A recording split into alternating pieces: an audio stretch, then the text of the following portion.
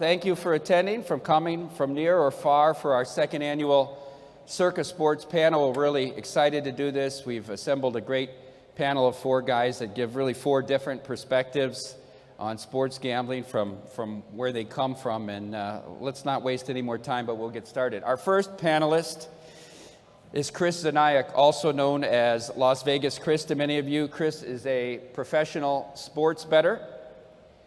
And we'll give him a second because he's getting a drink at the bar. That's very appropriate. There he is, Las Vegas Chris. Chris has had an unprecedented run of success in these contests, right? He had a second place finish in the Circa Millions, a fifth place finish in the Circa Millions. He won one of the quarters in the Circa Millions. He won the Win $100,000 Sole Survivor contest. And he won the station's Last Man Standing as well. Welcome, everybody. Las Vegas Chris. Come on up, Chris.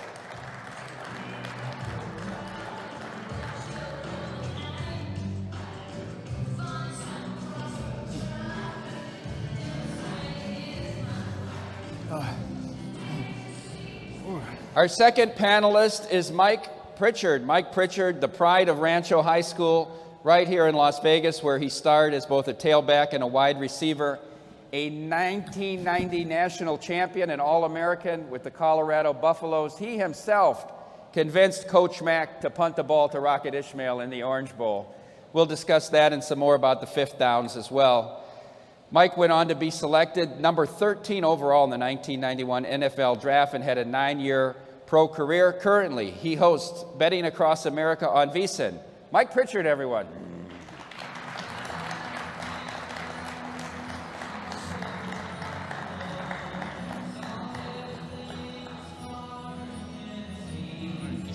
I forgot you were from Colorado. I was born in Colorado.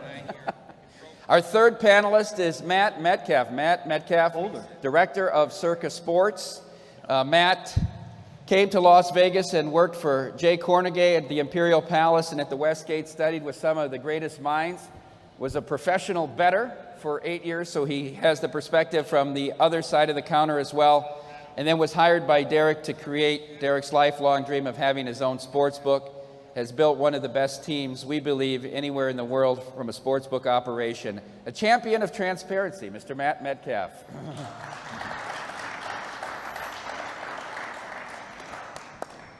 And our final panelist is Michael Lombardi. Michael Lombardi, a former NFL executive who's worked with the 49ers, the Browns, the Eagles, the Raiders, the Patriots, worked with some of the greatest minds in football. Al Davis, Bill Belichick, Bill Walsh, and let's not forget, right here at UNLV, he worked for Harvey Hyde. Michael is the author of the best-selling book, Gridiron Genius. You can catch his weekly podcast with Adnan Virk, the GM Shuffle, and is the host of the Lombardi Line on VSIN. Michael Lombardi, everyone.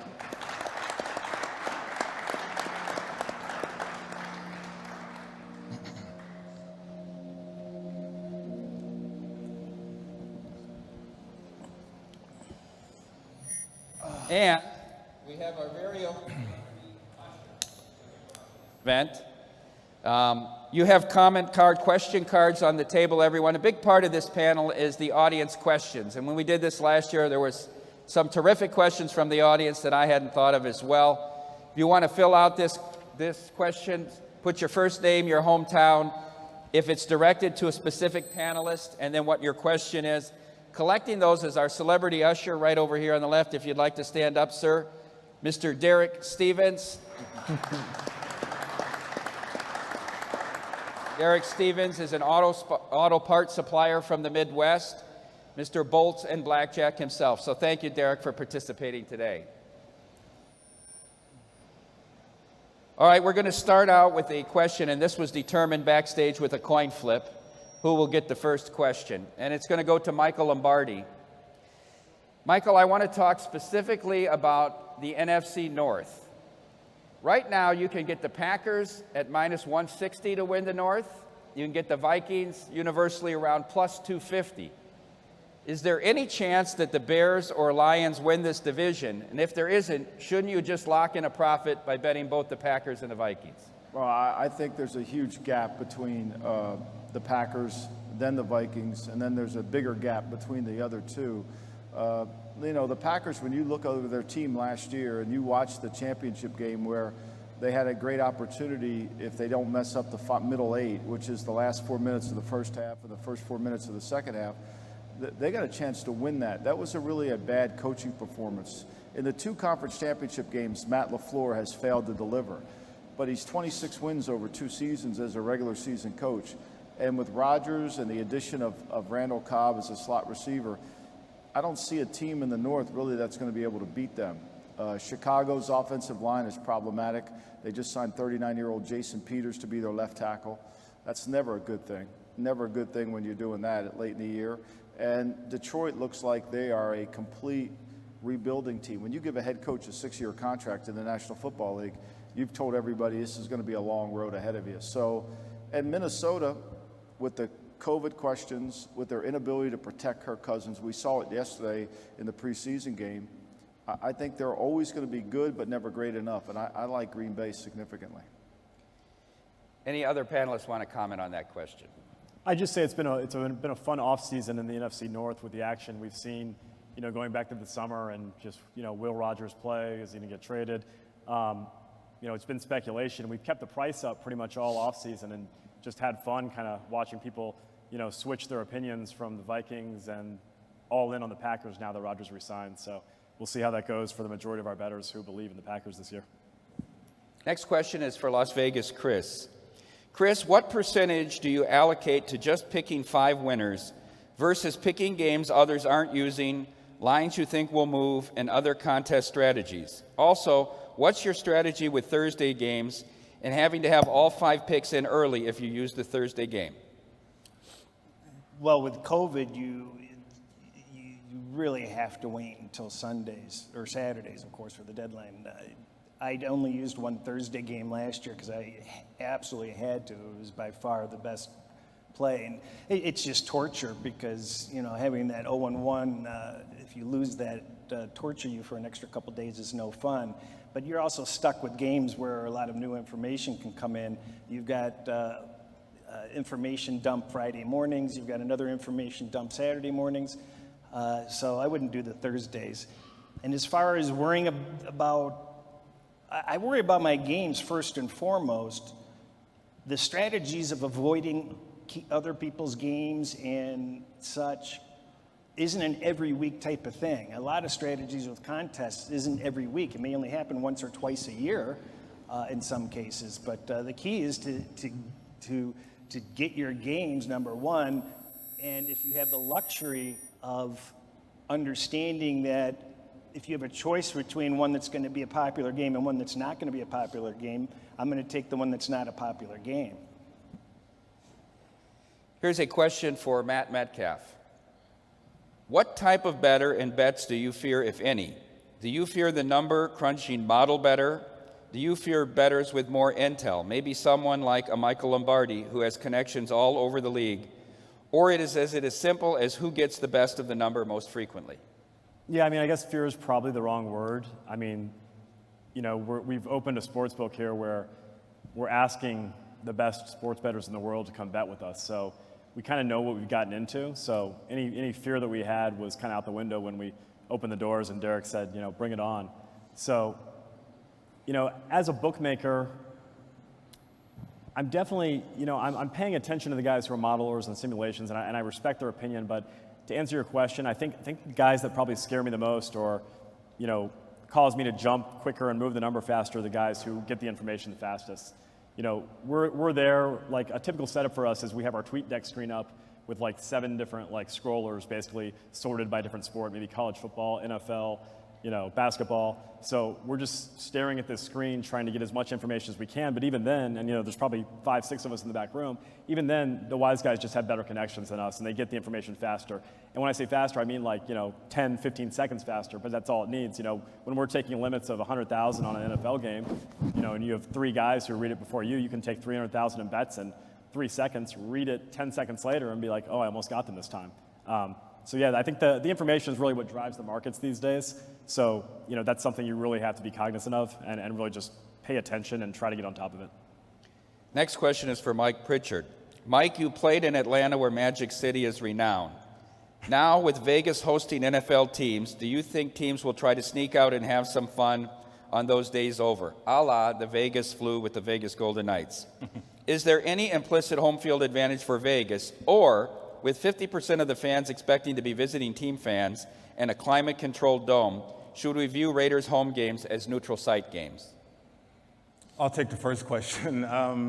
Magic City in Atlanta, when Atlanta was hot Atlanta, guys would go to Magic City. I mean, teams would fly into town and they would have some time and they would enjoy themselves around the city. I expect that to be the same here in Vegas. Now, I do know that some teams prefer to stay outside of Vegas, out by Lake Las Vegas, for instance. But if they do choose to stay in and around Las Vegas, I'm sure guys are going to get out with their free time and enjoy the city a little bit. But you have a curfew that's strictly enforced, and certainly the guys are going to get back to the hotel and take care of business after that. But I expect people to get to Vegas and fully enjoy themselves. As far as Las Vegas, Allegiant Stadium, I can't tell you what to expect right now because we've never had a stadium here. We've never had a pro football team in Las Vegas. I grew up in Las Vegas. I would expect a lot of Raiders fans to come from other places, more so than the city of Las Vegas. And I also expect people to sell their tickets. I've already been approached to buy tickets for this first game in terms of people wanting to sell their tickets locally. So I don't know if it's going to turn into a distinct home field advantage for the Raiders. I got to wait and find out for myself when the season kicks off. Next question is for Michael Lombardi. I was going to stop you there if you let me stop you. Oh, you can. I was just going to say, 60 seconds to respond and ask a question. All right, go ahead. No, I was going to say, I agree with Mike totally about Las Vegas as a venue for visitors and for the teams kind of distracting them or having the potential to go out and distracting them. But, I just feel as an odds maker and as a gambler, the fans being part of this equation is just such an overrated piece of it to me. When I'm factoring in home field, it means something, but in terms of fan noise and the crowds, I normally just could care less when they tell me that, Death Valley has the best fans in the country and the loudest. I mean, it's a tough place to play. That's one of the spots that I would give something, a couple points maybe. But, on the whole, I just really think fans are an overrated piece of the equation that outside of a couple places, there's just nothing that I really care about how loud the fans are. It just doesn't really matter to me. For Michael Lombardi, you've said to look at offensive lines early in the season when making your selections, and you've talked about offensive lines traveling. In your opinion, who are the 3 best and 3 worst offensive lines this season? The theory behind offensive line play, Matt talks about the fans. Well, the one advantage the offense has in football is the snap count, right? That's pretty elementary. But when you play in a stadium like Allegiant, which is really loud, and you can go silent or you can try to do that, you still have problems. And so the offensive line's advantage is getting off the ball timely and the defense having to react. When that becomes a tie, the defense really has a great advantage. So most teams that play in a dome, Minnesota, Indianapolis, Seattle, you look at their run defense, it's always going to be better in those domes because the crowd makes a huge impact on playing run defense. So my theory is bad lines don't travel, right? So if you have a bad offensive line that really has a lot of liability in it, whether it's at left tackle like the Bears do or right tackle like the Bears do, or the Baltimore Ravens who come to Allegiant playing with Ronnie Stanley coming off a torn ACL, Alexander Villanueva, who's still been hurt and hasn't really practiced very well, Kevin Zeitler, the right guard. You're saying to yourself, okay, they're going to go into a tough environment. They're going to have to play and handle it. And that, to me, has to be in the factor of your point spread and handicap in that specific week's game. So, to me, just watching this preseason, Kansas City's offensive line has taken a giant step up. With Creed Humphrey at center, the kid they drafted in the 6th round, Allen, getting Orlando Brown at left tackle. They've got this kid Niang at right tackle who they've been developing. And then signing Joe Thuney, they have one of the better lines of football. New England's offensive line is really good. So, those would be the 2. The bad ones are pretty elementary. I mean, Cincinnati's offensive line, unless they count the 5 Mississippi, they're going to hit Joe Burrow.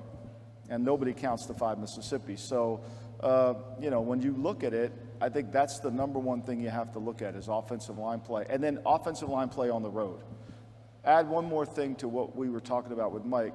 There's no NFL coach who's going to allow his team to stay on the strip. If he is, he probably should get fired.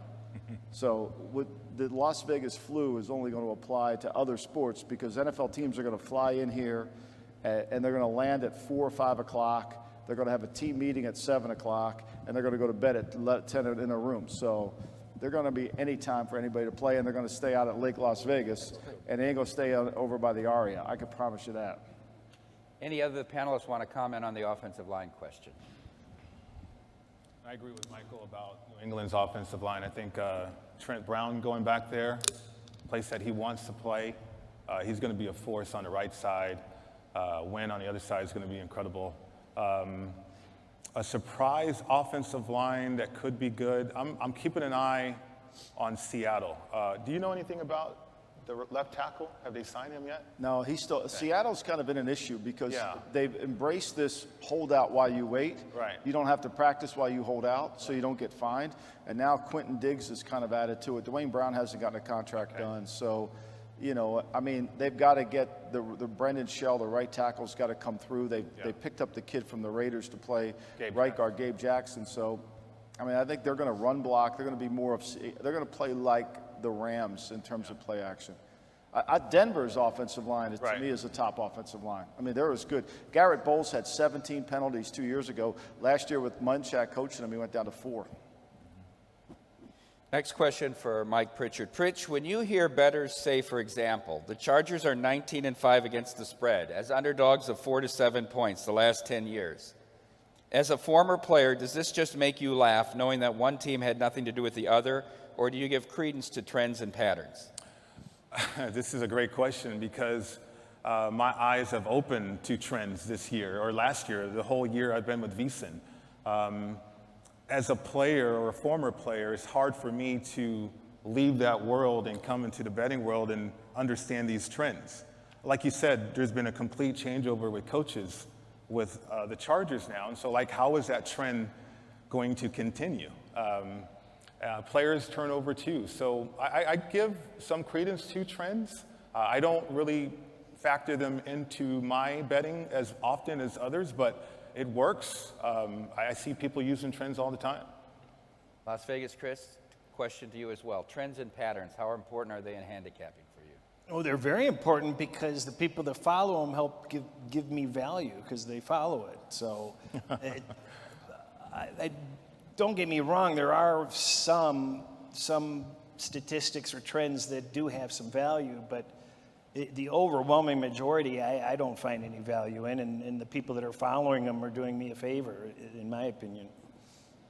We'll take our first question from the audience. This is from Amber, from Chandler, Arizona. In your opinion, how often are sharps successful, and how often is the public successful betting percentage-wise? I'll ask Matt Metcalf that question first. In terms of what's the average winning percentage of a recreational bettor? Mm-hmm. Versus a professional bettor. The percentages are so small in sports betting in terms of winning and losing that, you know, some of the most successful bettors are probably hitting somewhere between 56 and 58%. You know, and then you have losing bettors to the flip side of that are probably not doing as bad as people think and probably hitting somewhere around 45% or something. You know, it's just over the time those edges just compound, and you know the winning bettors have more sensitivity to price, and they know when to be disciplined and when not to make a bet, and when the number goes from 6 to 6.5, they stay away. And you know the recreational bettors, for the most part, know which team they want to bet outside of the spread and come in and look at the number and think about it for a second, but it usually doesn't slow them down, not the betting counters.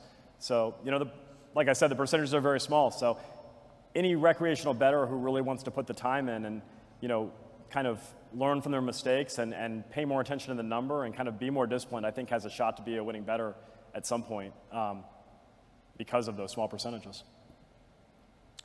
Next question is for Chris. Chris, does your incredible contest success translate to betting success? Should we assume your betting figures during your contest runs have been astounding too? Sum up your betting style. Do you bet live? Do you watch games? Walk us through a Sunday for you.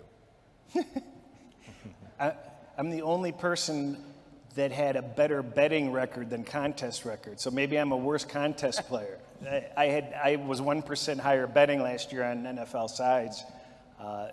But the previous year, obviously, contest success is greater. What was the second half of that? Oh, the Sunday? Nobody would believe it. There was probably 4 or 5 weeks that I didn't know the afternoon final scores or the Sunday night scores until Monday morning. By the time Sunday, if the games don't go my way, sometimes I don't want to watch more bad. You know what? I want to just, it sounds stupid, but I just want to mentally deal with results when I want to deal with them. And sometimes I just don't want any bad news. So I'm watching other programming. I'm doing something else. And oftentimes most of the time I'm not watching the games except for Red Zone. But yeah, I don't care.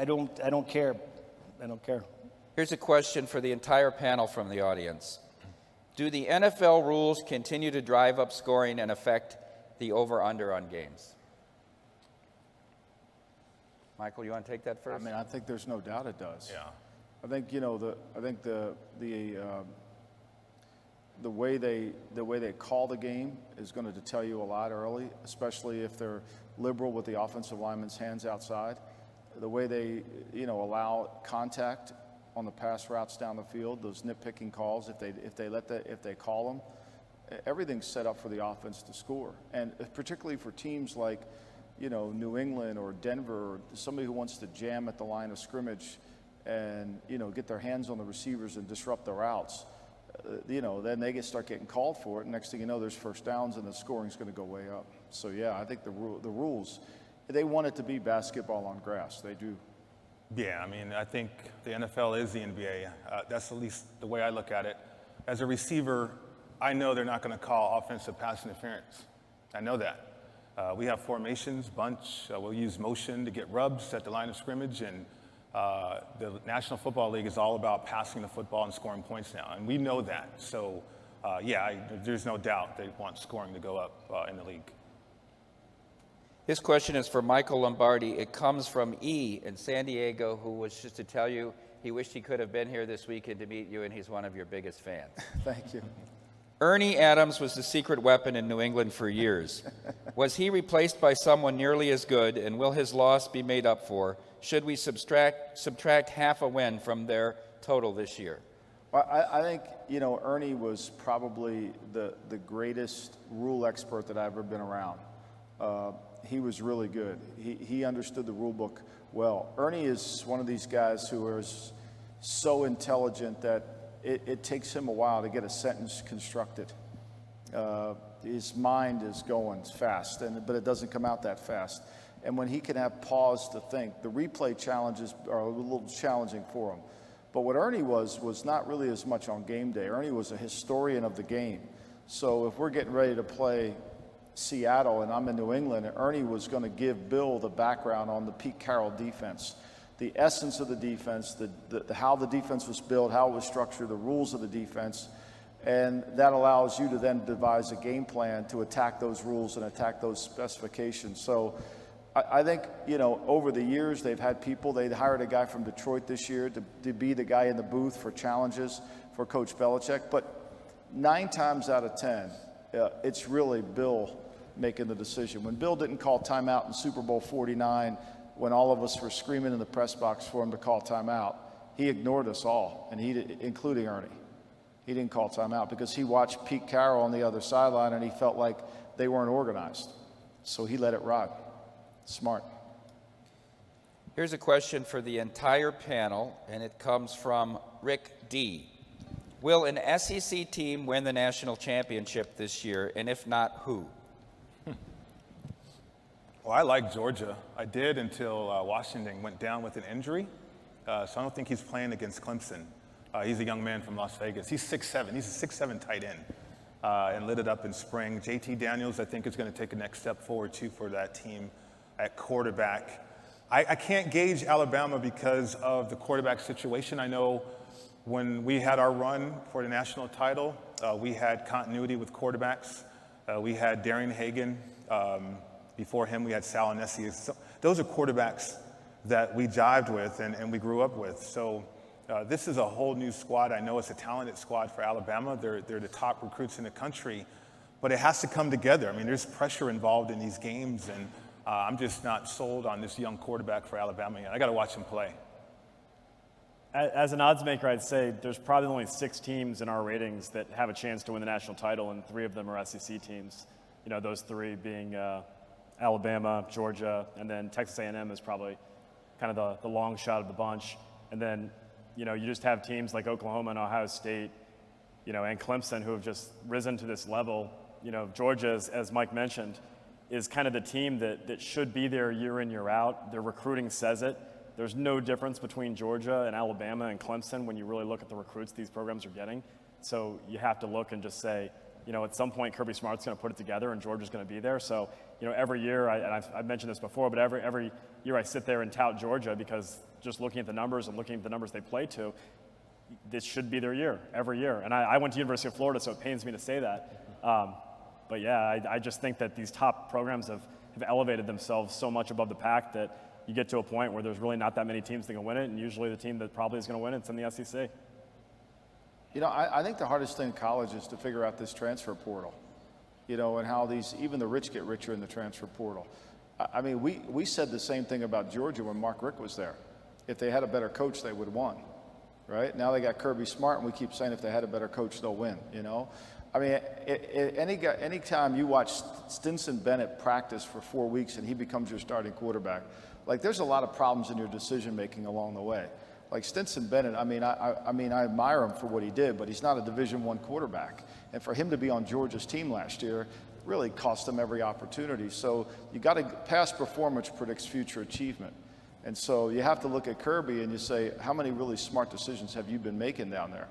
I think that's the issue. And the general over in Tuscaloosa, he makes a lot of smart ones. You know, he makes a lot of smart ones. So, and Clemson's program is so different with this DJ kid at quarterback, and they're going to continue to get better. I mean, I think Matt's right. There's 6 teams. I'm just not sure that Georgia always is going to rise to that level. Can I ask a follow-up? Because O'Brien is now the offensive coordinator. How is he in college? I mean, how do you think he'll? You know, it was interesting. So when Billy went down there, you know, Billy and Nick really didn't know each other. Bill kind of introduced it. But when Billy went down there, Mac Jones taught Billy the offense. Okay. So he went in there and taught the Mac Jones. So the Mac Jones offense, the Tua offense, let me go back. The Jalen Hurts offense became the Tua offense, which was more RPOs. Right. And then when Mac took over, it became more of a drop-back pass game. And they changed what they're doing. And Nick wanted to keep it more into that drop-back pass. So then when Billy came in, it's going to be more drop-back pass, less RPO. They'll still have some RPO stuff in it. But then Billy will call the game the way he sees it. But Billy had to adapt to that offense there, not take the New England offense and put it in. Okay. Of those top programs, would you say that Alabama, without a doubt, prepares their talent the best for the NFL, or is there? Yeah, I mean, Alabama's, you know, obviously I think Clemson does too. But, I mean, Alabama defensively, when he's going, now the rules, he has changed. Remember, there was a time in Alabama he was going anti-quarterback. You know, he thought he could win with defense. Right. And the rules changed the way he thinks, and I think his team now he knows he can't stop it. He can't really contain people defensively based on rules. So, yeah, I do think they're really well prepared. I think specifically when you, like Patrick Surtain, the kid who Denver drafted, it's hard to think when you draft one of his defensive backs, they get better. Because he's such a great defensive back coach, and he coaches defensive backs. I mean, you go to any Alabama practices, you'll hear Saban screaming at the DBs. That it's hard to get those guys better. Defensive linemen, you know, like Barrymore. Barrymore might be one of the best defensive linemen the Patriots have drafted, including Richard Sherman. And, you know, he was a second-round pick. So there's guys that sometimes don't always rise to the level. I always find it interesting watching, and this is going back years with Bama, but they really seem to always kind of sell out to stop the run and kind of give you, if you could pass, you could play with them. Right. And that was always evident when teams like Ole Miss would play them. Because, you know, nobody could really play with Bama, but Ole Miss could go in there and throw the ball and beat them in the secondary. But if you couldn't throw the ball, you had no shot against Bama. So it's always interesting to watch. You know, if they make you one-dimensional, it's over. Right. Yeah. You know, Michael, you mentioned Stetson Bennett the fourth. Before they played Alabama last year, I asked a friend of mine who I respect's opinion on college football, can Georgia beat Alabama or cover this game? He said, listen, Mike, it takes a first-round draft pick to beat Nick, not a future CPA. That's right. I want to ask you, Matt, this question, because Amal and I had this debate on our show off camera, but we do a segment called Over or Out about will a team go over their win total in college, or will the coach get fired? If it's that, and I wanted to include Dan Mullen on the list at Florida, and he said there's no way that Dan Mullen's job is not secure at Florida. And my argument is they are not at the level they used to be. They are not in this talk of the 6 teams that are going to win a national championship. Is the Florida administration and fan base happy where their program is right now? As a Florida fan, as much as I can be, since I've kind of lost a lot of my allegiances due to sports betting, I think Mullen could safely, go 9-3, 8-4, 10-2 for another 20 years and not get fired. I just don't see. I don't think we've had a coach to his level since Meyer was in here with those coordinators, and obviously Mullen was one of them. I just am so impressed by what Mullen did at Mississippi State and how he adjusts to his personnel every year. He's not siloed into one approach. He'll look at what he has, and he'll work with the talent he's got. And so, as a Florida fan and as a bettor, I don't think there are many better coaches in the country offensively than Dan Mullen. So I don't think his job is in danger for 1 second. The program's been so happy recently just because of having so much turmoil with the past 2 or 3 coaches we've had and not being able to kind of find a fit. And, this is the first hire that I've seen since Meyer where everybody was kind of happy. And I don't think you'll hear any complaints out of the fan base anytime soon. Here's a question for the panel. Will Jameis Winston have the most interceptions in the league this year?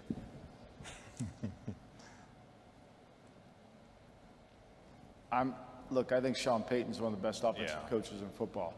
And if you really study New Orleans tape last year, he overcame Drew Brees. Drew Brees wasn't very good.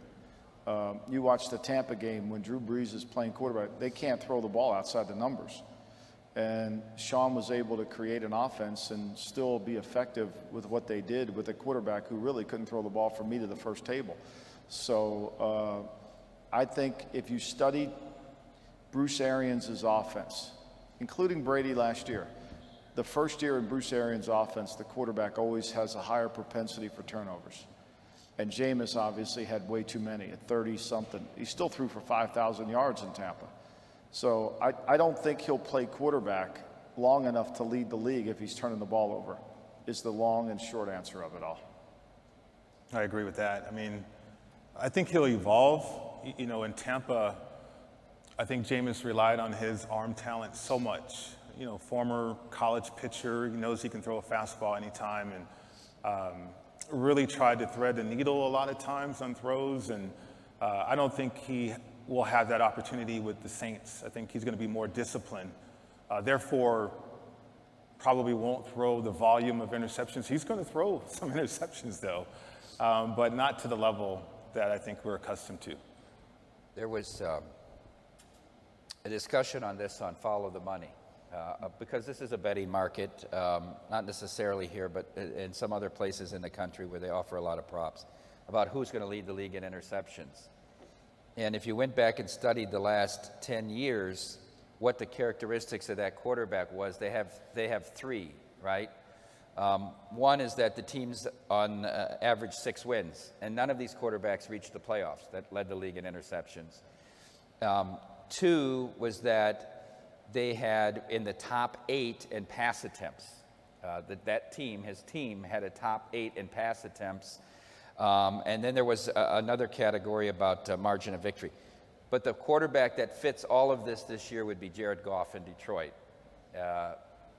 If you followed that trend to throw the most. Yeah, because I think when you break it down, I mean, you're on a bad team. You're always playing from behind, and you always have to throw the ball to try to get back into the game. And when you're playing from behind, the most important stat in all of football, and this is not disputable, is first half point differential. Who scores the most points in the first half? Who gives up the least amount of points? When you add those 2 numbers together, that's who usually is going to go. Those top 5 teams will go to the Super Bowl. Last year, Washington was a playoff team. They were 28th in first half point differential. And why is that so important? Because you're playing from in front. You're playing from in front. And when you're playing from in front, you don't have to take as many chances. When you're playing from behind like you are, like Joe Burrow is going to play from behind, Joe Burrow could be a candidate to fit this market as much as anybody because he's going to be playing from behind, he's going to have to throw it, and he's going to have to take some chances. So that to me is the formula. To cap that off with the Jameis thing, just going back to that, the professional bettors who are wagering with us do not agree that he's going to be the favorite to throw the interceptions just based on the way they're betting the Saints.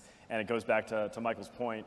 The Saints, they really believe, I think, that the Saints were doing what they did in spite of Drew Brees, not because of him. So I think they view Jameis as a serviceable replacement who will probably end up exceeding Drew Brees' performance.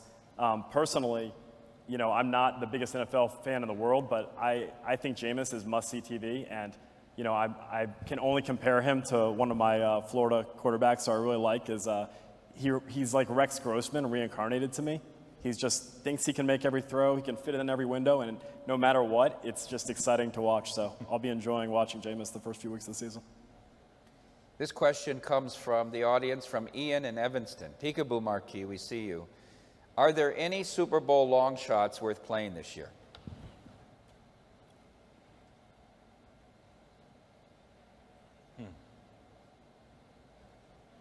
Suggest no. Yeah. I would answer that. I would answer that backwards, right? Yeah. So, to beat the Chiefs, what do you have the Chiefs on the over total? 12.5. That sounds right. Yeah. So, to beat the Chiefs, you're going to have to go through Arrowhead, right? That's going to be really challenging, and you're going to have to beat the best quarterback in the league, the best receiver in the league. You have to have a certain team to do that, right? You got to have 4 corners that can play man-to-man because you got to double Tyreek Hill. And then the other corners have to take away the Pringles, the Robinsons, and the Hardemans. So you got to match up against those. You got to be able to rush 4 guys and not blitz. You can't blitz Mahomes or else you're dead. He'll just kill you and he'll throw a touchdown pass to Tyreek Hill. So you got to be able to get pressure with 4. And so when you think that way, what team can do that? Plus you got to be able to control the ball 32 minutes. Because if you give Mahomes the ball 32 minutes, he's going to score 35 points. You're going to lose. So if you build it back that way, Cleveland has the best chance of any team to do that. Cleveland lost 22-17 in the playoff game. Mahomes got hurt. They had the ball with 8 minutes to go in the game, to chance to really win the game, and they couldn't throw the ball effectively enough at that point to win the game. They got a first down on 4 downs. The next series, they had to punt it back to them, and they never saw the ball again. So, to me, Cleveland has that kind of team right now. They're the only one that I could really say. And if Denver had quarterbacking play, if they had a quarterback, if you put Aaron Rodgers on Denver, if you put Watson on Denver, you put any good quarterback on Denver, the odds would be fairly even with Kansas City. But other than that, so that's the NFC, and then the AFC, and that's the AFC. Then the NFC, I think Green Bay is as good a chance to go as anybody. Yeah, I mean, I look at the quarterbacks and the history of Super Bowl winners, and the outliers are Flacco, Foles. I'm trying to think of Trent Dilfer. Those are the outliers. The people that win the Super Bowl are the Hall of Fame quarterbacks. If you have a great quarterback, you have a great chance of winning a Super Bowl. There's a certain attitude, like playing with John Elway. I mean, it's Super Bowl or bust every year, or playing with a great quarterback like that is Super Bowl or bust every year. And the outliers to me are those guys like Flacco and the guys that I mentioned there. So if you look for a Super Bowl winner, look for those type of quarterbacks that are tracking on a Hall of Fame career or they've been in a number of Super Bowls already. This question comes from someone watching on Twitter right now where this is being live streamed, and I'll start with you, Chris. If someone has a $3,000 budget for Circa contests and wants to play both, which contest do you think would be more beneficial to have 2 entries in, the Millions or Survivor, or would you put all 3 entries into one contest? That's difficult. It depends on how you're going to play the contest, too. Because if you're going to play Survivor and you're just going to...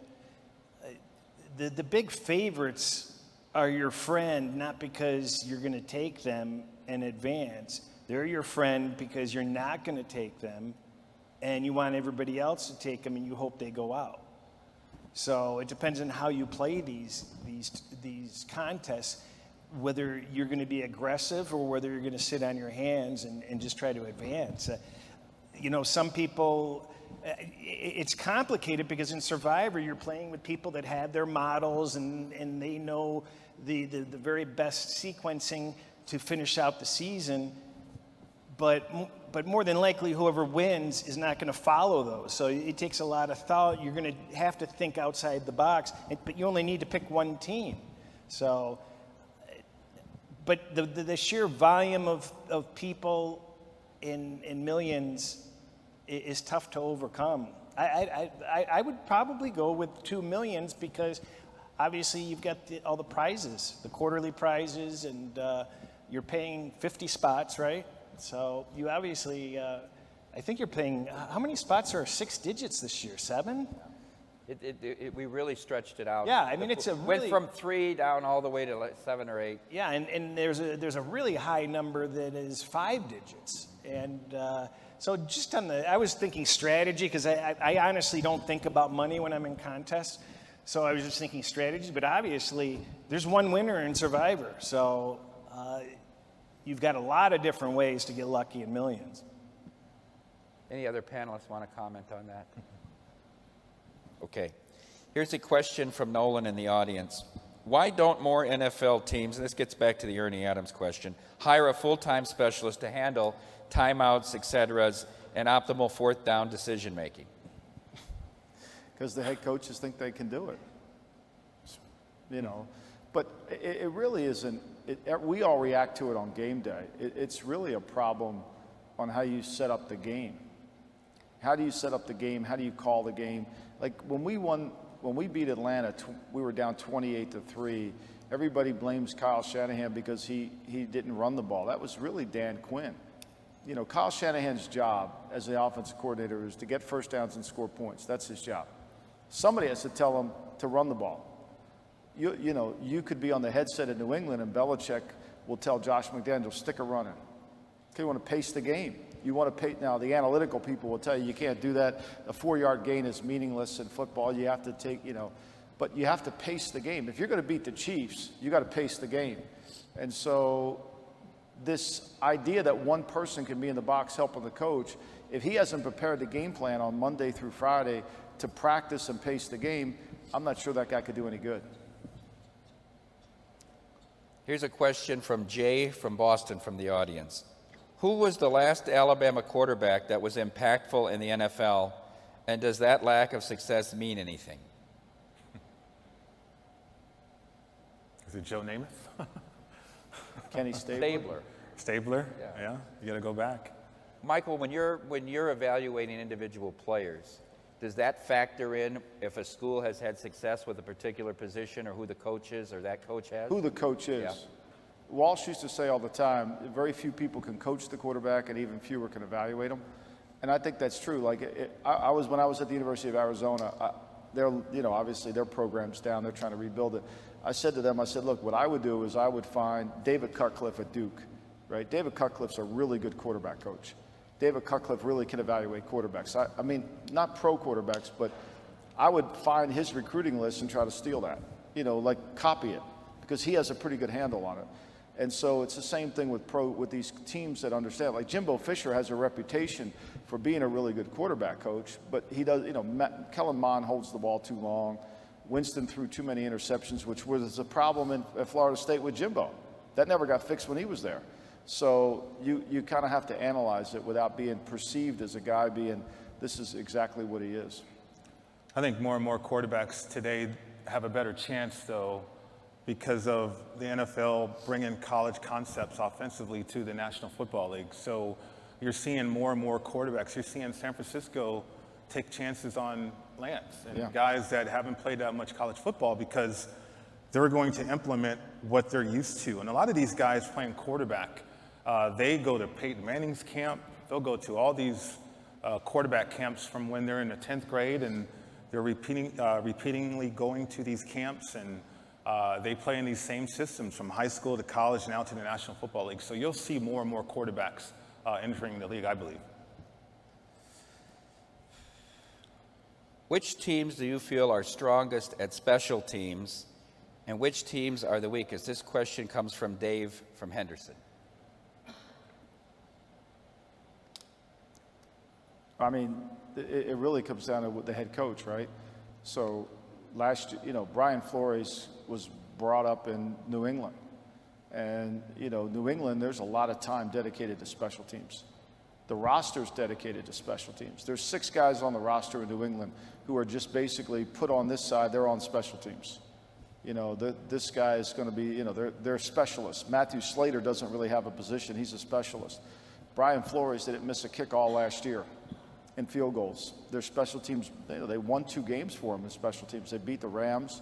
So I would say, New York Giants teams aren't very good. The Ravens with John Harbaugh, they're going to be good in the kicking game. They're going to control field position. And how do you set up your team, talent-wise, to special teams? And most of the guys who are in the West Coast offense, Bill Walsh, all he wanted was clean exchanges. Just get me the ball back. Just get the ball back. And you can't really win games that way. Like Kansas City special teams are really good. And because he's got Dave Taub there, they really emphasize it, and they practice it. The very worst has been San Diego. They've lost 11 games over recent years based on their special teams. So it's going to be really interesting to see what they do with some decent coaching and some focus on that. I think Minnesota and Green Bay don't have very good special teams, if I'm not mistaken. I'm sorry? Minnesota and Green Bay don't have good special teams. Green Bay special teams is atrocious. I mean, it's one of the reasons why they didn't win it. They really were bad. And partly because they don't emphasize it. If you don't there's a saying in football, you're either coaching it or allowing it to happen. If you don't emphasize it, you're not going to be any good at it. Whereas, you can get good at special teams. You have a good returner, you block, you don't get penalty. The most important thing about special teams is penalties. You get a penalty, it never goes into the yardage, and the TV people never tell you, right?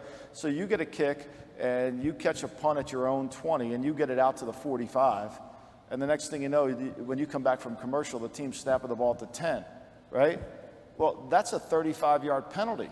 Nobody mentions it. It's not in the stats, right? You don't see it, and it's hidden yardage. Now you got to start the drive at the 10 and not the 45. Where'd those 35 yards go? They disappeared. They're like Kaiser Sose, right? You don't know where it is. So, but nobody mentions it. Penalties in the kicking game kill you. And teams that are the most penalized in the kicking game are the ones who have the worst offenses. Matt, when you're making a number on an NFL game, how important is special teams, and specifically to teams like Baltimore or Kansas City that have great kickers that can kick 50-plus yard field goals with accuracy? I mean, when I'm putting out numbers, I'm looking more kind of like a total approach on a team, and so I'm not really getting into the weeds in terms of, different units. I mean, I'm obviously looking at defense and offense. I never make it to special teams. It's a piece of my number based on performance, how the teams are performing on the field and the outcomes of the game and what's happening. But, we're leaving kind of the stuff that's in the weeds to the bettors to kind of tell us, we're okay not getting every detail because we don't have a day to spin on every single line. When we're hanging 13 games on a Sunday, we need to be quick. We need to get the lines up, and we open lower limits so the wise guys can kind of iron those out and tell us, hey, they'll show us that, so-and-so has terrible special teams if it's not in our number by betting it. And so we make our adjustments, and our overall power rating gets tweaked, and then that's how we capture it. But for the most part, the wise guys are always going to be the ones to kind of have that better slant on, whose special teams is the best or the worst or all facets of the game. From a backup quarterback perspective, which team do you think is in the best position if their starting quarterback goes down to not be eliminated from playoff contention? I think the Hankey kid from Washington played well. And, if they lost Ryan Fitzpatrick, I thought Ryan's a better quarterback. But if they lost him, I'm not sure they're going to have to win the game with defense and their kicking game. And they're going to have to do that if you're a Washington football fan. So, in terms of depth at the position, not a lot of teams have great depth. Obviously, if San Francisco lost Garoppolo, everybody would say, well, they got Trey Lance. Well, good luck. Go play Trey Lance, see how that works out as a rookie. It might work out great, but you're going to change what you do offensively. You have to. Andy Dalton gets hurt, Justin Fields comes in. You know, I think, look, Chad Henne made a play in the one game I talked about earlier. You know, he gets the scrambles for 3rd and 15 and gets 14 and a half yards, and he's able to get the first down on the next play, and Cleveland never gets the ball back. So, but over a longer period of time, the middle reliever, if you lose your quarterback in September, who has a good middle reliever? Very few teams. Yeah. There was some buzz this morning about Deshaun Watson to the Dolphins. If that happens to be true, does that mean Tua is going to the Texans? I'm not sure if they would want to. I don't know. I mean, I think a lot of it depends on what you evaluated Tua as. I think, to me, there's been a lot of conversations about that. Watson wanting to go to Miami. It's no state income tax, and they have draft picks and capital to pay for him. We were trying to, me and Chris Bennett, the sportsbook manager this morning, were trying to quantify what that would mean to the Dolphins if they were to get Watson and what we thought that was worth, you know, as an upgraded tool. We both kind of agreed that we thought he was better than he showed last year. And so we kind of came up with, 3 to 3.5 points would be our adjustment to their game lines if Watson came in and was starting day one. And obviously there's, something to be said about him coming in and learning whatever Miami's doing on offense and stuff. But, we then kind of moved to the next topic, which was, does that make the Dolphins the favorite for the division, which Chris shot me down and said, no, there's no chance. Buffalo's still favored. But I do think that it bumps Miami's wins at least a couple of games and puts them very close to the Bills in terms of contending for that division. So it was an interesting discussion. What would you do if Watson went to Denver?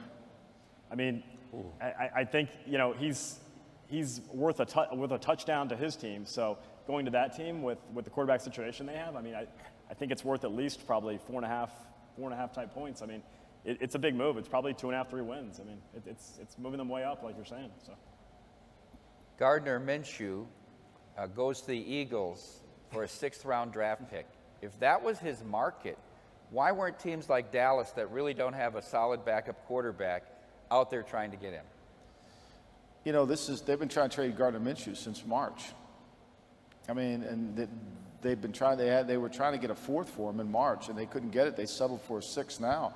I think there's a lot of people feel like Gardner Minshew is not a legitimate starter, or I think he's the perfect middle reliever. I think he could play 5 games, 6 games, and really effectively help your team. But the longer he plays, the less effective he becomes because he's not a big man and he doesn't have a powerful arm. And the wear and tear on his body playing quarterback, it shows up over 6 or 7 games. That's why you've seen his career. He starts out in Jacksonville, he plays really well, but as the longer he goes, he gets beat up and he kind of becomes less effective. I just think, quarterbacking, people have their minds set on certain guys. I mean, you don't think wouldn't he be worth a 5th to the Cincinnati Bengals instead of playing Brandon Allen?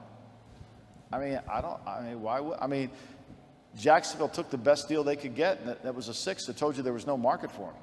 It shows Philadelphia's not throwing in the towel like they potentially could, because they got a ton of draft picks coming next year and the year after. So some thought that they might.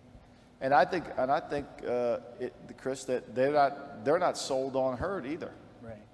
I think this is just another indication that they got 3 number 1s next year, and they don't really know how good Hurts is, whether it's good or not, and so they just going to keep processing it through. we took some sharp Eagles money to win the Super Bowl this morning, and I don't want to say right after that. I don't want to say right after that trade, but just it could have just been coincidence. But 200 to 1, 150 to 1, we saw bets at both those numbers. I was trying to kind of, as somebody who sits back and by no means is an NFL expert, you know, I'm trying to gather information and understand what's relevant to the number and trying to form my opinion based on experts' opinions. And so I'm trying to decipher when I see this Minshew trade and all the hate for it. I'm trying to say, okay, how much of this is Urban Meyer bashing, and how much of this, you know, is it actually was a dumb move? And so I wanted to kind of get your opinion on what Urban Meyer has been doing in Jacksonville. And I know just everyone is pretty much wholesale just saying this is a train wreck and saying that he's trying to apply college tactics. It doesn't seem to me that it can be as bad as everyone's saying, but I'd enjoy your perspective. I think he's never bought into Minshew, you know, and remember that the former general manager, David Caldwell, is now a scout with Philadelphia, so there was a connection there. But I think the hardest thing college coaches have to do is fix the staff, right? When Jimmy Johnson left Miami, he took with him most of his defensive staff and offensive staff, but not the coordinator. He hired David Shula to be his coordinator. It took him 2 years to get that fixed. He brought Norv Turner in. That kind of got him going a little bit. And I think when you watch this Jacksonville staff with Brian Schottenheimer and Darrell Bevel as kind of like the co-coordinators, and then you defensively hires a guy who never has called defense before in his life, and Joe Cullen, who was a defensive line coach. And then you got Charlie Strong, who's used to be a head coach, whether it's at Louisville or Texas or South Florida. There's a lot of different personalities in that room. I think that's part of the effect of it. And I think he doesn't really understand. When he signed Tebow, he told you he doesn't understand anything about player development. Right? Because there was no chance Tebow could ever do this at 33 years. Where are we going with him? Like, where are we going? He's 33 years old. What are we going to do? So say he develops into a really good third tight end. He's making $1 million. We're not going to carry him at $1 million.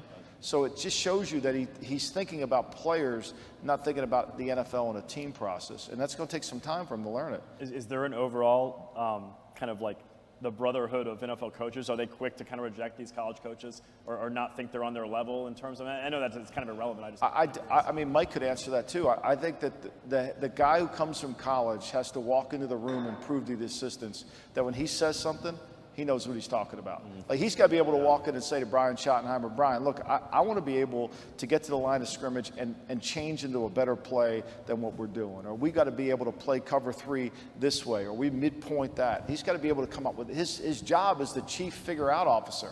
He's got to figure it out. And if he can't figure it out, who's going to figure it out? It's his program. But when you're at Ohio State, it's not hard to figure it out. We got better players. Yeah, respect and credibility. You would not imagine how much weight that holds in the National Football League. And it's on all levels, not only players, his coaches, his front office, is everywhere. And I don't know if Urban's been there long enough to earn any type of credibility within the league yet. He's got to earn that respect. He's got to earn that credibility. And he's not off to a great start right now. But Belichick has a great line. And he tells the team this. He says, we've done it your way. It doesn't work. We're going to do it my way now. And then it works. And then once it works, he's got the team. Yeah. He's got the team. And when he stands in front of the team on Wednesday morning and says, here are the 5 things we got to do on offense to win the game. Here's the 5 things we're going to do on defense to win the game. Here's the 5 things we're going to do in the kicking game. And all those 5 things really determine the game. Those guys that are listening to him, they pay attention. But if he gets up there and he doesn't make any sense on Wednesday, they're going to ignore him. And that's where you lose what Mike just said, the credibility of your peers. You got to be able to stand in front of that team and say, here's how we're going to win the game. Unless you can do that, Dan Campbell can talk all about busted kneecaps he wants, but at some point you have to play chess with somebody. Yeah. Of the teams that are clear favorites to win their division, the Bills, the Chiefs, the Packers, which of those is most likely to miss the playoffs this year?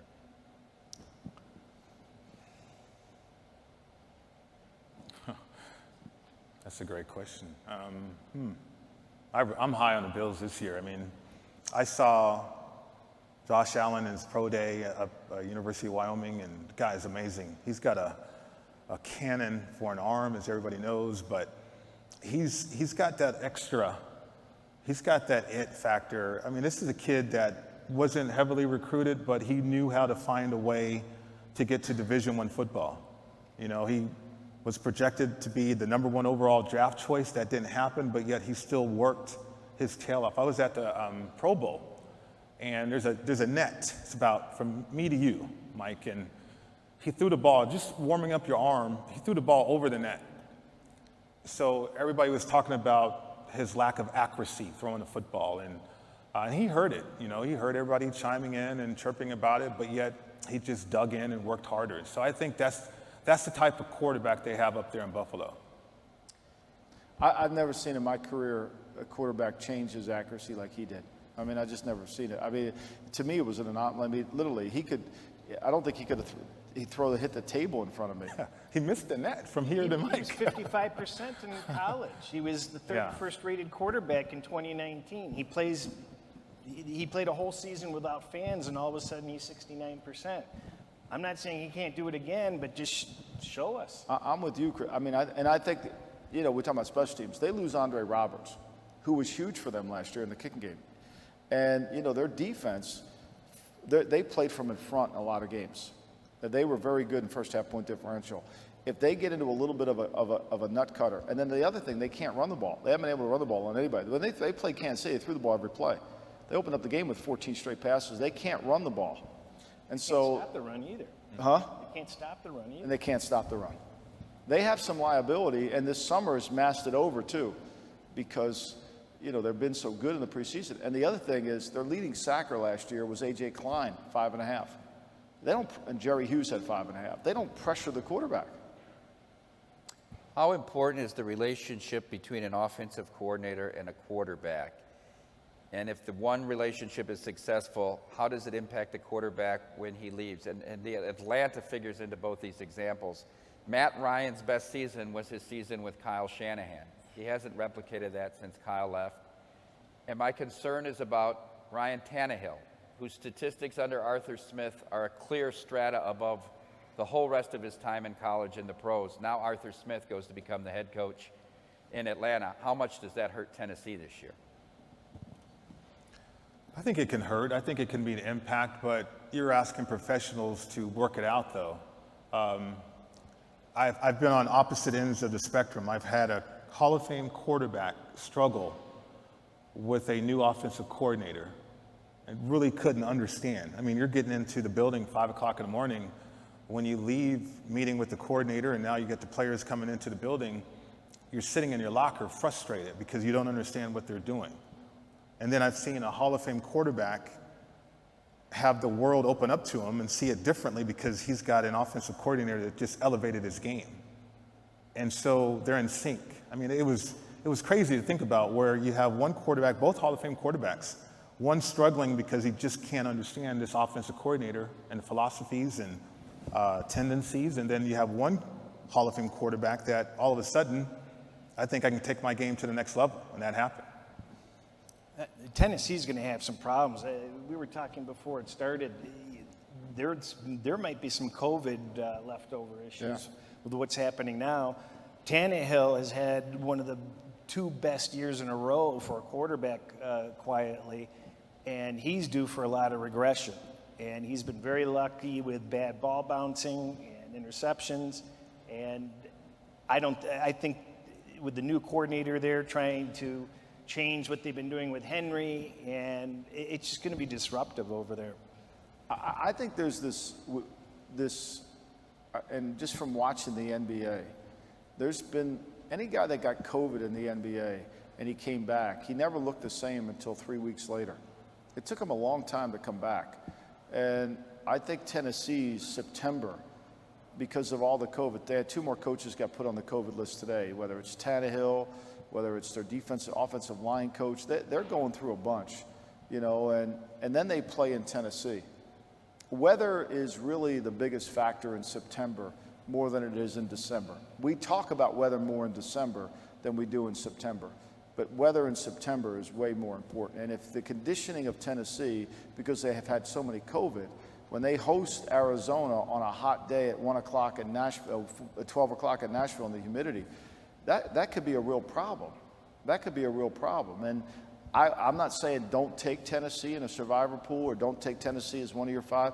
I just think you better pay close attention to it. For something that's hard to quantify like that, you know, last year we have, as an example, just taking bets on games where COVID impacted, especially in college, you know, you'd see a couple cases and the professionals would just pretty much hammer against these teams blindly. So, you know, we really had to get out in front of it because if they saw 2 or 3 cases of COVID, they just figured where there's smoke, there's fire, and, you know, there's going to be effects somewhere down the line from this. And so we just really had to make efforts to get ahead of it to the point where, you know, we wouldn't really even ask questions. There were some points where we'd be like, this is too big an adjustment. But honestly, when the professionals are betting it further and keep telling you, no, this means something, you know, as the odds maker and the bookmaker, we're listening to them. So. This question is from Tom L. from Buffalo in the audience, and it's on the AFC South as well. Indianapolis is the only team in the division with a defense. Why are they not the favorites? You know, I think when you look at their defense, you have to peel back a layer, right? So Matt Eberflus, their defense coordinator, plays a lot of zone. They were 43% last year on 3rd down. So they really weren't as good defensively as they needed to be. Now, I think they'll get better because of the dome this year. right? This year they'll get a factor because what Chris said about the noise and affecting the quarterback with crowd noise, I think that'll help in Indianapolis. They're better in their defensive front. But what I worry about is when the game has to become a man-to-man game.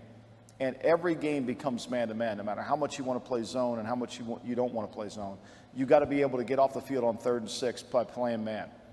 And the Colts have never really done that well. So that worries me. But I do think I think Wentz's 17th season is something that he can come back and do with Reich. Because why? I believe that Reich will take the pressure off of Wentz and run it more, as opposed to doing what Peterson did, is just let him go back there and get the crap beat out of him. And this is a team the Sharps want to get behind. They're looking, if it wasn't for the Wentz injury, and they really want to play on the Colts. So you can see it in the futures betting that we had kind of pre the Wentz injury, that they were high on them for this year.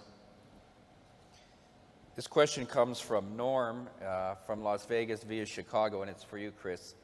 Do you bet NFL point spread or totals more? Why? I think out of 550 plays, I've played about 40 totals. So I'm almost exclusively sides. I don't have any sort of a total system, and I haven't had the time or I focus on what I do well at, and I figure adding more stuff can just be a disruption. So I'm just focusing on sides. As a bookmaker, I always feel more comfortable with guys that are betting sides. It feels kind of like something that I can wrap my head around a little better. I've been booking for 15, 20 years, and historically in Las Vegas, when you see the limits, you can see 20,000 on an NFL side, but maybe 2,000 or 3,000 on a total. We've recently hired a company called Deck Prism, who provides us with in-game betting in Colorado, and they're really big on running. They run probabilities, they run their systems, simulations, and every time they convey limits to me, they'll say, okay, take 20,000 on this, and I'm like, 20,000 on the side, and how much on the total? And they really are of the belief, and these are math guys who really do dig into the numbers, that there's no reason us as the bookmaker shouldn't be taking the same on side total. And my boss Derek Stevens has been pushing me to take more on totals this year, so we're really trying to get aggressive. Their reasoning when I asked them that question is that there's a lot of noise behind these totals, and that there's so many groups kind of who think they have an edge in this and are kind of battling it out, and there's just so much action in these markets that as Las Vegas bookmakers, we just have this kind of historic kind of archaic approach where we're just like, just because 20 years ago the players were so far ahead of us on totals, that we're still kind of having that approach. So we're going to experiment this year, and you can see it with our college football limits today. We were taking 30,000 on the sides, for example, the Nebraska-Illinois game, 10,000 on the totals, and 10,000, and to me, it made me uncomfortable, just knowing that anybody in the world can walk up like Chris and bet me 10,000 on a total, and 3 guys can bet it at once, and I'm really trying to push through and get uncomfortable just to see if there's any truth kind of to what Deck Prism's been telling us. So you'll see that in our limits this year, what we're offering, and we're definitely trying to be more aggressive and see if this plays out, that totals are not as scary as the Las Vegas bookmakers have believed. Well, I think the very best NFL totals players aren't any better than the very best NFL sides players anymore. It's not like college basketball or college football where you're going to get butchered. Right, and college basketball would be the prime example. It's created so much fear in the marketplace of totals when you have things opening up and moving 15 points, and the bookmakers just fear these college basketball totals to it's surprising if you get more than $200 down. So I think Chris is probably right, and I'm hoping that he is for our sake with these limits. So I think WNBA All-Star games are an even easier. Yes, those are very dangerous. This question comes from the audience. Why May from Beijing? Anyone can answer. Will Coach Gruden be on the hot seat if the Raiders don't make the playoffs this year? I don't think so. I mean, look, Gruden, since he won the Super Bowl with Tampa in 2002, beat us at the Raiders. He's a 43% winning percentage coach. And, he won that team with Tony Dungy's team, and he got Brad Johnson to play really well. And since then, he's never won a playoff game. So, John, and he got fired in Tampa, and it's waited a long time, and Mark Davis truly believes the reason we were successful in Oakland was because of John. And John played a part in that. And John was really good coaching Rich Gannon, but we went to the Super Bowl without John with Rich Gannon. Mark Trestman was the offensive coordinator. Bill Callahan was the head coach. So, I think there's two Johns here. I think John, the offensive coordinator, and then there's John, the team builder. Mayock has the title of general manager, but you don't pay somebody $100 million for 10 years, and then he just lets everybody else run the company. That's not how it works. So when you got this much invested in him, I don't think he's on the hot seat. I think he should be on. I think personally he's on the hot seat because that cachet and allure that has always been attached to him is kind of peeling back a little bit, especially when you look at his career since that Tampa Super Bowl. And they're not making the playoffs this year, so he's on the hot seat. Are they the worst team in that division? Well, what's amazing? So what's really amazing is Anthony Lynn thought that when he was going to keep his job. And when he was going to keep his job, he was going to fire Gus Bradley. Gus Bradley was already out the door. And why John brought a guy in who struggled, who he beat twice and moved the ball on repeatedly is beyond me. And a lot of it is because he wants to simplify the defense and make it easier for the players to play faster. That looks good on a blackboard. That doesn't look good when you got to play, because you got to make adjustments. He feels like we lost games because Gunther's scheme was too complicated. Probably somewhat true, but you lost games because you really weren't talented. You draft Cleveland Farrell, the 5th pick of the draft. Nobody was going to take him there. You take Abrahams and you call him the next coming of Steve Atwater, and the guy misses more tackles than anybody in the National Football League. You bring back Joseph, a first-round pick, who missed more tackles than Abrams did. So, you tell me how this all works. This is from Bruce from Las Vegas for Chris. Do you have any strategy for games that have a hook in the point spread? I've learned to ignore them. And it's hard to do. I think one of the biggest mistakes people make is to take a game because they're getting the hook, or to avoid a game because there's a hook. I can't say it any simpler than that. I think it's an evolution to be able to do it, and you just have to learn to do it. From Dewey from Minnesota, this question is non-political. How is vaccinated versus non-vaccinated teams, coaches, quarterbacks going to affect your picks for Survivor and Millions or your live betting? Well, first of all, there's no coach executive. If you're a level 1 employee, you're vaccinated. Yeah. I'll ask this specifically. Lamar Jackson gets COVID for the second time, and after he comes back, has a press conference, and he's asked, are you going to get vaccinated now? And he says, I'm not sure. I'll have to get some information on it and talk to my teammates. Does that hinder you from making a futures bet on the Ravens, knowing that he's going to have to be out at least 10 days if he's not vaccinated and contracts it again, whereas a vaccinated player can test negative twice and come back with no time restriction? Of course you've got to consider those factors. I don't like futures in general anyway. I mean, it's hard enough to win knowing that the game's playing later on today than trying to predict how 17 of them are going to go for a season. But the COVID issues are completely unpredictable. Right. I mean, we didn't know Tom Brady had a torn MCL, right, until after. So imagine if we would have knew that information. Would that have swayed you at all? But we kind of know the information now. 16 games is a long, long time, a long season. I mean, you're going to add another game to that. And I think as a player, you got to navigate through that too. So from a future standpoint, yeah, I definitely would put into account or bring into account COVID as well as injuries. This question is for Matt Metcalf. A lot of books don't want teaser action, or limit them, or hike the juice up, or give out teaser protection lines. What do you think of teaser betting in general? And knowing they cause books pause, should we bet them more? Yeah, I mean, we're not looking to take on math, so we properly price the teasers, and we don't really dare, the wise guys to bet them. I know there's a lot of controversy, or I shouldn't say controversy, but discussion about, how much players have an edge at minus 115 or minus 120. We price them minus a quarter because it fits our business model. And our business model is we want to be able to accept the largest wagers in the world. So I don't want to have to think if somebody comes up and tries to bet $1 million teaser, does he have a small edge on me? I'd rather just say, yeah, take the bet. And so we price those accordingly, and we're not really taking a stand on those. But I do know other books might price those more aggressively and be trying to use that as a marketing ploy to get things in the door. I know Chris has definite comments on this. So.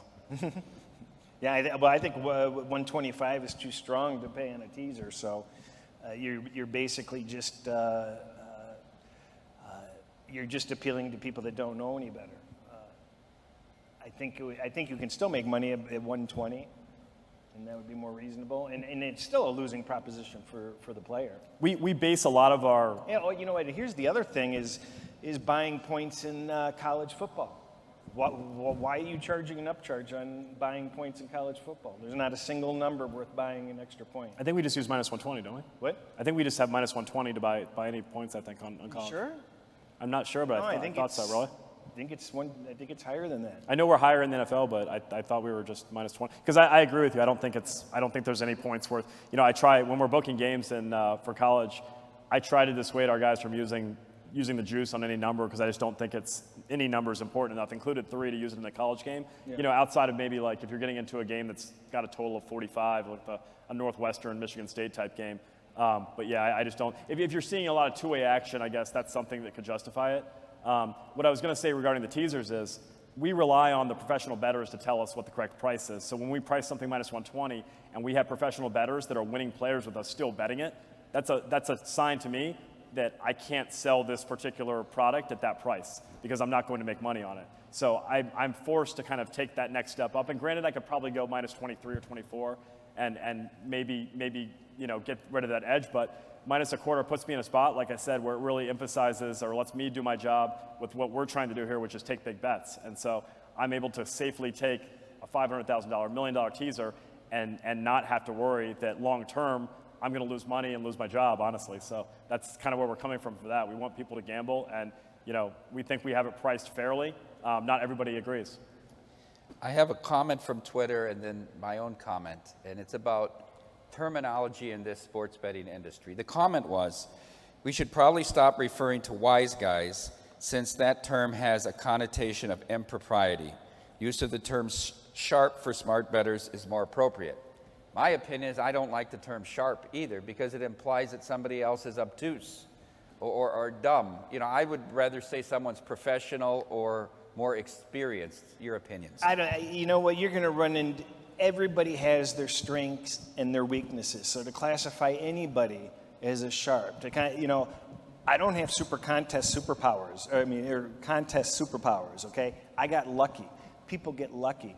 People have their knowledge base and their weakness and knowledge base. So calling people sharps, every sharp has huge glaring weaknesses. Trust me. And they like to pontificate and tell you how much they know, and they don't know jack diddly. And nobody's sharp, nobody's sharp.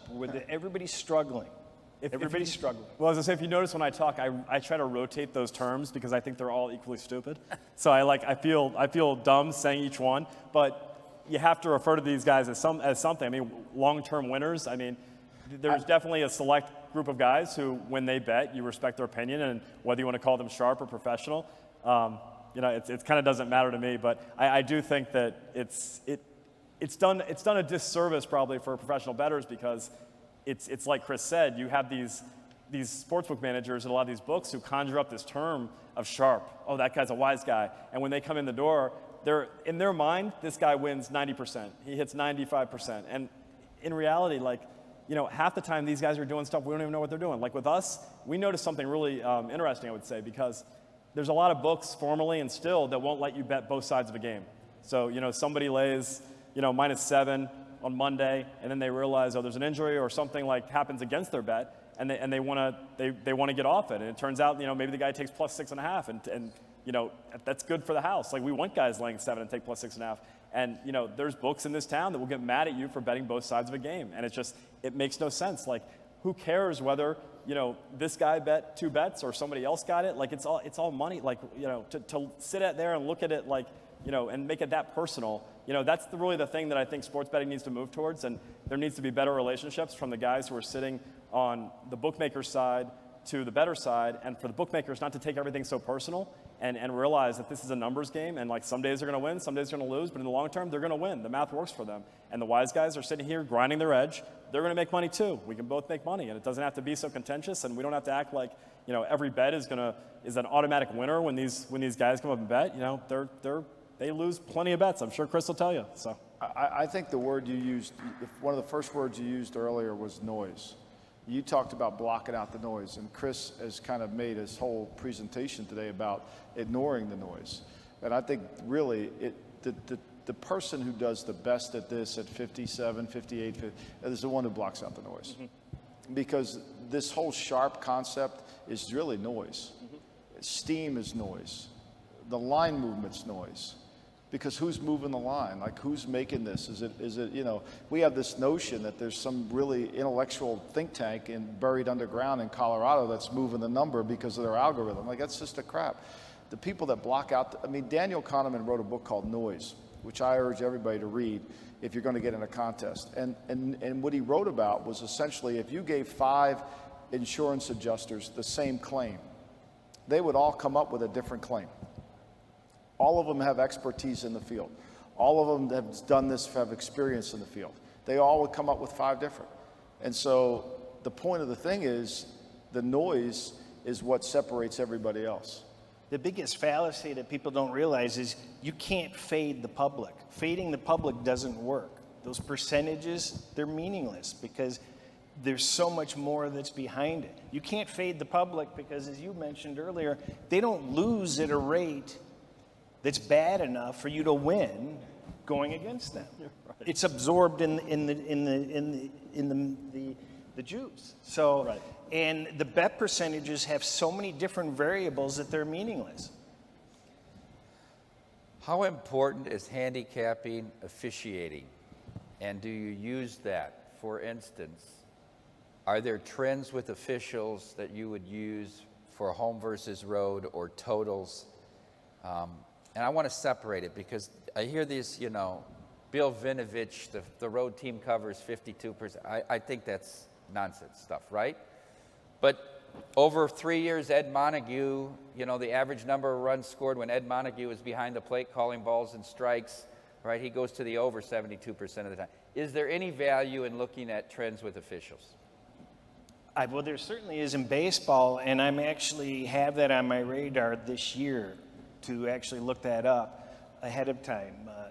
I'm not so sure, but I'll tell you one thing. I'm not a conspiracy guy, but last season was the first time ever that I said to myself, this stuff isn't right. There's just, you know, they're keeping these games close. These calls are so bad, you know.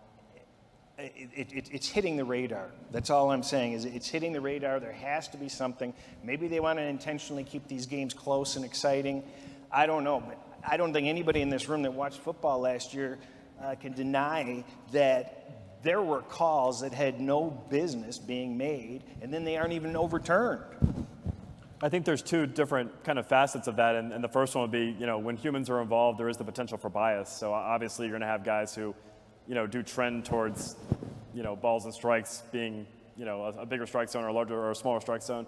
But then what Chris said, I think is definitely true. I think you have the leagues really making their presence known, and, you know, Michael could probably tell me if I'm wrong about this, but the sport I'm most familiar with in terms of officiating is NASCAR. And, you know, somebody who bets NASCAR, you know, they have officials up in the stand, and it becomes completely subjective as to when they throw the caution and decide these races. And if there's a good driver who spins out and is in danger of going off the lead lap, the caution always seems to come out. And if it's somebody who's not as good a driver and doesn't impact the finish in the race, they keep running green. So, I mean, it's, you know, I feel like I notice it in sports that I don't know as much about, whether it's watching NBA or watching baseball. You know, but when I watch a sport that I would consider myself an expert in, I 100% can see it. And so I can only imagine that people who know more about certain sports can maybe see it in their sport as well. You know, we used to spend a lot of time talking to the team about, you know, the official that we had for the game, but we did it by who the umpire was. This guy's going to call holding too often. This guy's going to call. We got to be really careful around the quarterback. He calls, you know, roughing the passer. He's really meticulous with it. And then there's guys, I live in Ocean City, New Jersey, and one of the great officials, the guy by the name of Bob McElwee, he lives down the street. He rides his bike past my house every morning. Anytime we'd get Bob McElwee for a game, it would be he was kind of indifferent to making calls. But if you get Clete Blackman for a game, he wants his presence felt. I think what Kenny said is true. Sometimes they call things that you have no idea. The reason the Tuck game happened was we're playing Denver. I'm in Oakland. We're playing Denver. Not that I'm bitter about it, but we're playing Denver in Denver. And we throw a touchdown pass to Jerry Rice. And Steve Pagnelli's the umpire. And this is when he was behind the defense.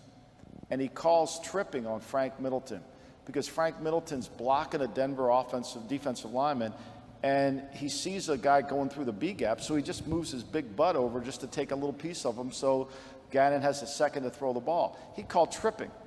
That play cost us home field advantage. And Pagnelli still thinks it's the right call. Like sometimes they just feel like they have to make an impact in the game. And, for me, that was a year of Fordham.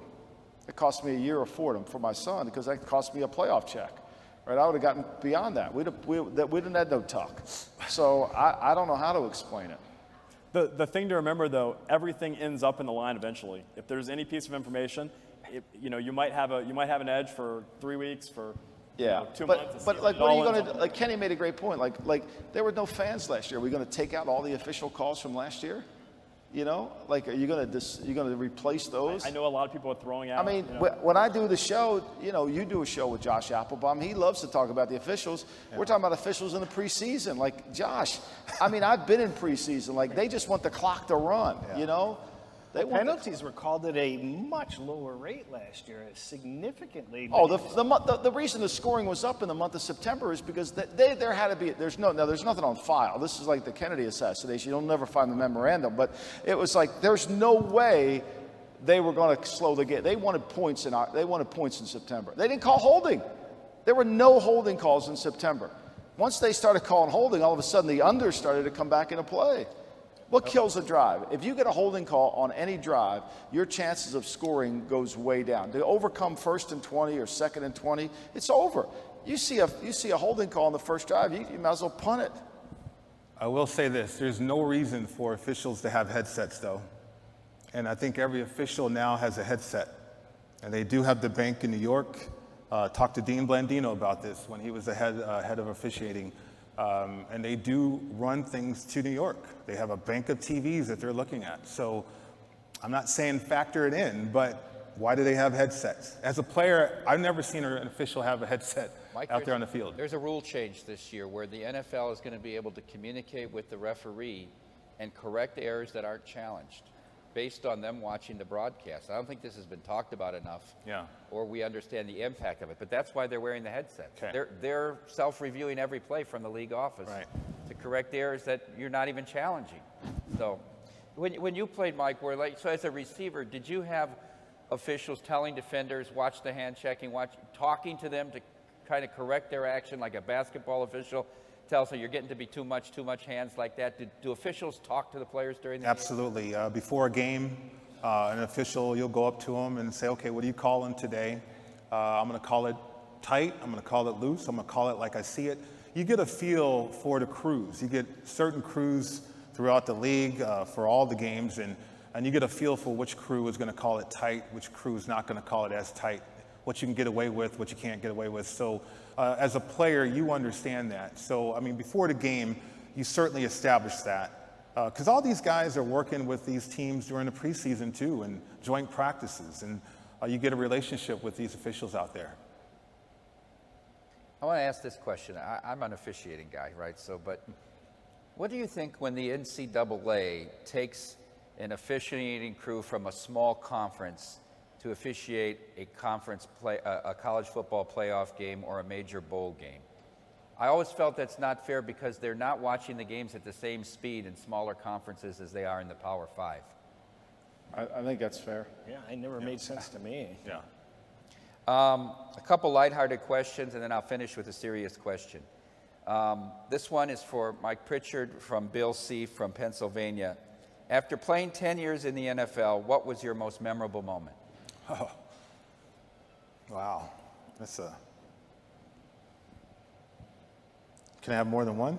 Because, I mean, that's kind of hard. I mean, Was the Orange Bowl the most memorable moment in your career? no, I think, okay, it's a negative moment for me, but it's a great moment. Because I was asking Michael if he was still with San Francisco. My rookie year in Atlanta, we swept San Francisco, we split with New Orleans, we beat the Rams, and we beat the Cardinals. We were a wild card team. We were voted the funnest team in the history of the National Football League, by the way. And so we had a Hail Mary play. It was in Fulton County. And Billy Joe Tolliver was our quarterback. So he steps back, and we beat the 49ers, defending Super Bowl champions, I believe, 1990 after that Super Bowl. We beat them on a Hail Mary. I had a false start, illegal procedure on the play. They didn't call it, though. But back then, we would watch the tape as a team with Jerry Glanville. It was my reality check in the National Football League. So we were watching the play, and here it comes, and there's a false start. Everybody saw it. He stops the film at the time. He stands up, turns on the lights. He says, if they would have called that penalty on you, I would have cut you today. So that's the most memorable moment, right? It's not my finest moment, but it's the one that stands out the most. Because I think it also made me understand, okay, I'm a professional athlete now. You know, in college, you maybe get away with some things like that, but the way he said it to me, I believed him too. So I don't think I ever had another false start penalty in my entire career, though.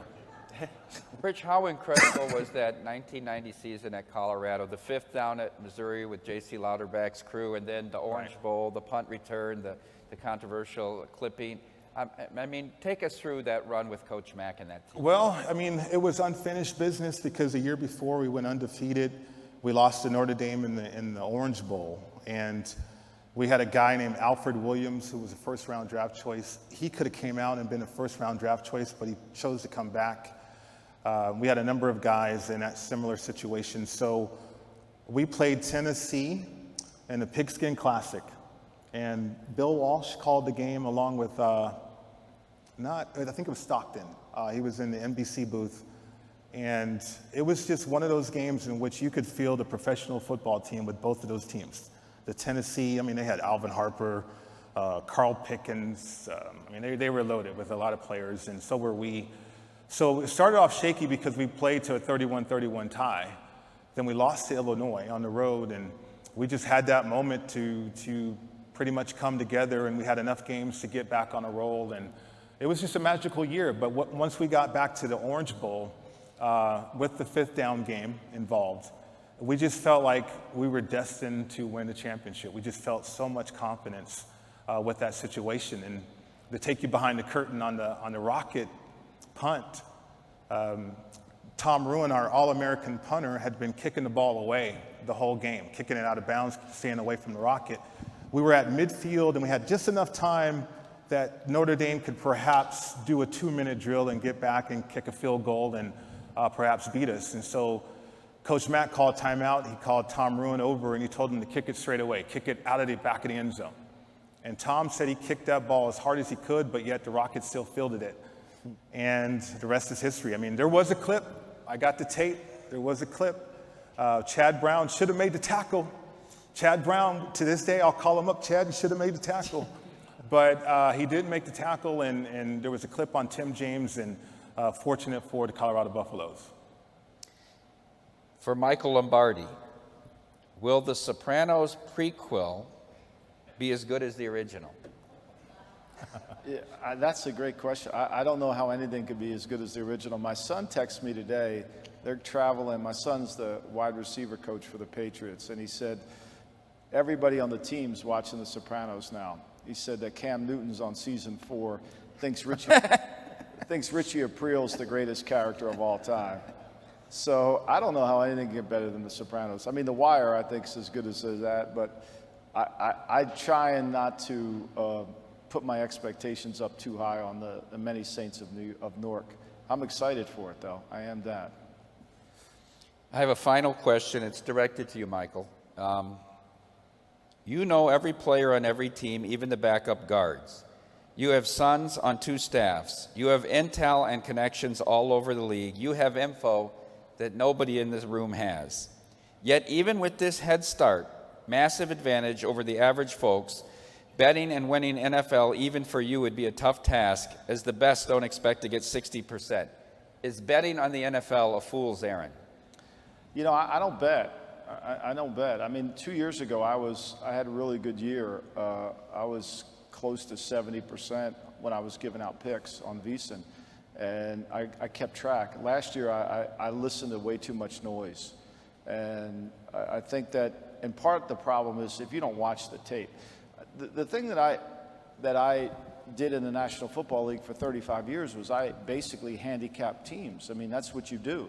You watch your team, and then you watch the opponent, and then you figure out what's the matchup and who's going to win, who's going to lose. Now, the point spread never comes into your mind, but you're trying to constantly do that. So that to me is what I have to go back to, is as opposed to steam and noise and, you know, line movements and the sharps are doing this and reacting to it all, is just block it out. I had lunch one day, but Coach Belichick and I, this had nothing to do with betting, but it has everything to do with betting. So we would go to the combine early in Indianapolis, and Coach Knight, Bob Knight, was the reason Coach Belichick got the job in Cleveland. Because when Belichick's plane landed at Hopkins Airport, Bob Knight called Art Modell and said, "That's the greatest football coach you're ever going to hire. I'm from Orrville, Ohio. I grew up a Cleveland Browns fan. My dad took me to the upper deck at Municipal Stadium. I love the Browns. I want you to hire Bill Belichick." He hired Bill Belichick. So we would always go to Indiana and have breakfast, lunch, and dinner with Coach Knight and watch practice. And Coach Knight would always say, if I could just get these kids to live in a monastery for 6 months and not listen to any of the noise on the outside, I'd have a hell of a team. Because I have to fight half the time to convince them they're not as good as they really think they are, or they're not as bad as they think they are. And that's my struggle, and I think that's part of the struggle in handicapping. I want to thank everyone. Thank Derek Stevens for making this whole event possible.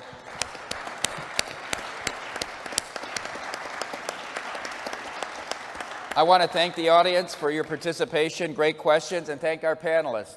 Thank you. Las Vegas Chris, Mike Pritchard, Matt Metcalf, and Michael Lombardi. Thank you, everyone.